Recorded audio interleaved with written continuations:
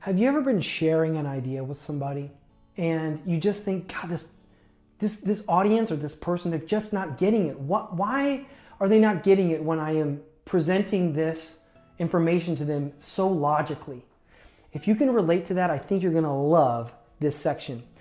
We're going to start by sharing some persuasion theory. I'm going to teach you what the ELM model is, the elaboration likelihood model. And then we're going to move on to teaching you what the Fiedler model is and how that relates to your internal communication methodology, the approach that you take internally. And then we're going to get into how you present in the connected world.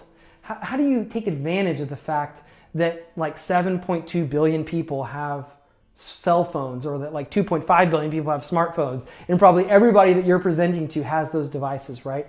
So how do you present in the digital connected world? And I want to build your intuition around some of the advanced concepts that you're going to be building in this section. Now, what is central root in persuasion theory? So it's the use of facts and logical argument as the mechanisms of persuasion.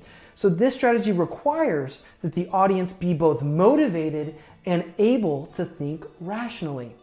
Now, what is the peripheral root in persuasion theory?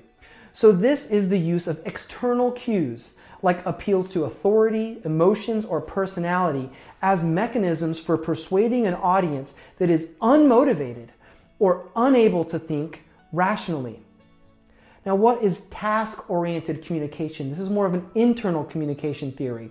These are messages that cause an audience to focus their attention on relatively concrete concepts like outcomes, roles, goals, or timelines. Now, what is relational communication? This is, again, an internal communication theory. This is messaging that causes an audience to focus on relatively interpersonal concepts, like ways of interacting, motivation, and relationships. Now, let's move to a visual communication concept, linking. This is the coordination of visual communication with other communication vectors, like spoken or written communication vectors.